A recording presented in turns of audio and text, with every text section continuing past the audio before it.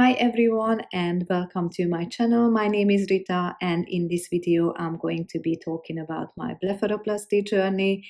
So I believe I inherited hooded eyes from my mom's side of the family. So she has hooded eyes, her mom has hooded eyes, and I also joined the hooded crew about 7 years ago. However, my situation got progressively worse over the past 3 years, and I also noticed a huge change after my pregnancy 2 years ago. I will show you guys pictures how I looked before the surgery. Basically, the excess skin around here took over the whole eyelids area at that point, and I just didn't really like it. It bothered me so much, and I just really wanted to do something about that. That's when I started to look into blepharoplasty surgery. I did my research, joined a Facebook group, watched tons of videos, and I also talked to people who got this surgery done in the past. And yeah, I just basically wanted to have a core knowledge about the whole procedure, risks, aftercare, and all that. I also reached out several clinics in the UK and abroad. However, I decided I stay in the UK, and I actually found a very good clinic in London. Um, I had a telephone consultation with my surgeon first, and then just few weeks before the actual procedure, we had a face-to-face meeting as well. She's not an oculoplastic surgeon, however, she's a very well-known plastic surgeon in the UK. So I really trusted her. I liked her work. So yeah, that's why I chose her.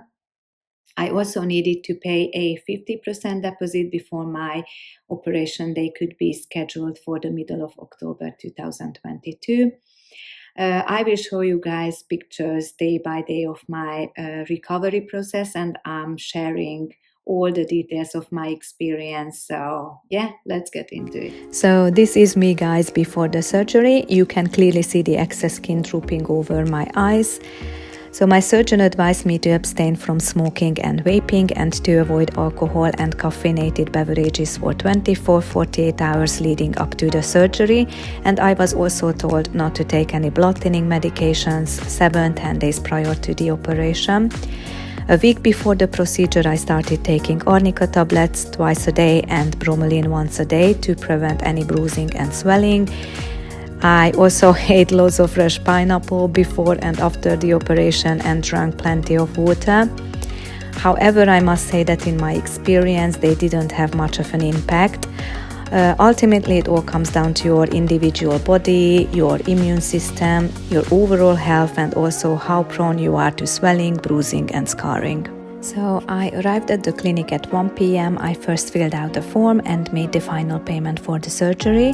After, I was taken to a room where a nurse assessed my blood pressure, temperature, heart rate, and oxygen level. I then changed into a hospital gown, put a surgical cap and clocks on. To be honest, at this point I was quite anxious, so the nurse offered me I believe 5 milligram of diazepam, but looking back, it was a huge mistake. Not only did it not ease my anxiety, but when it started wearing off, it actually gave me the worst headache I have ever experienced. Not long after taking the diazepam, I was escorted to the operating theater. The whole team was so nice. They actually played my favorite songs throughout the procedure, which was actually performed under local anesthesia. I received 3 numbing injections on both eyelids, but to be fair, guys, I didn't feel a thing. The surgeon explained each step of the process, so the original plan was to remove some fat and possibly muscle, but the surgeon ultimately only removed the excess skin, explaining that removing fat could actually result in hollow-looking eyes, which was not the desired outcome of the surgery.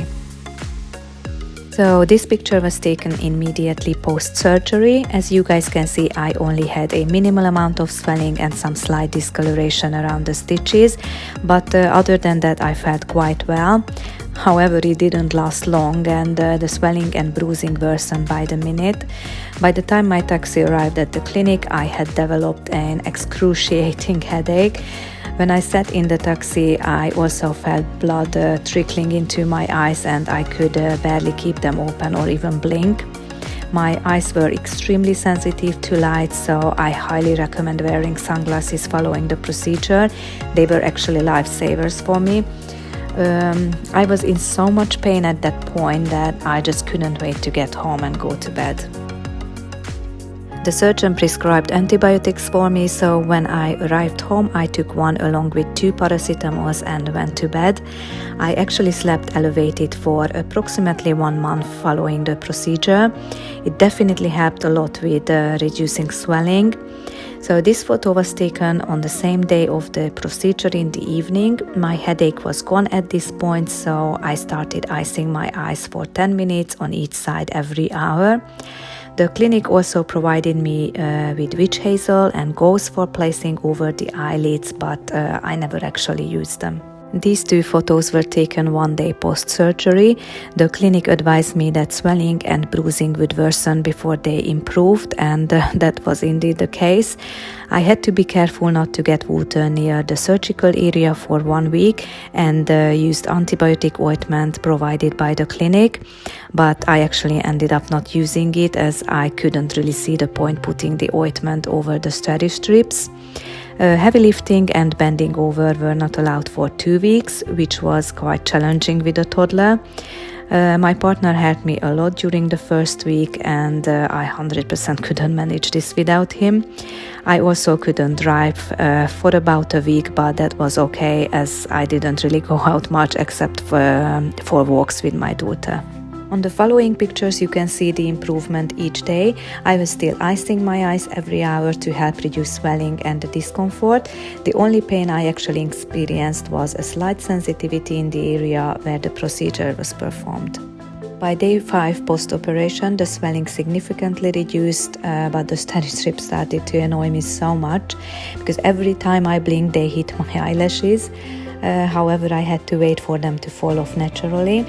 There was still some bruising around and under my eyes, but I was feeling quite well overall. 1 week after the surgery, I finally noticed a significant improvement in swelling and bruising.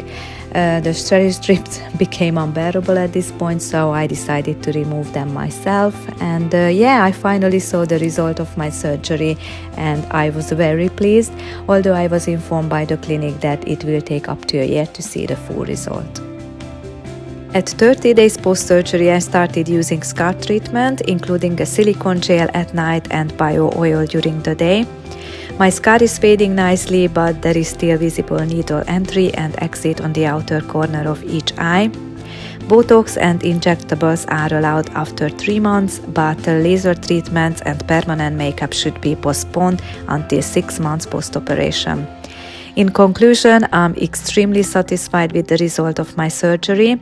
While there was some swelling and discomfort in the days and weeks following the procedure, it was a small price to pay for the outcome.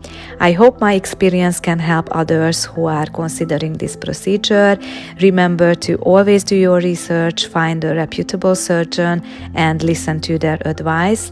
Thank you so much for watching, and I hope you have a great day.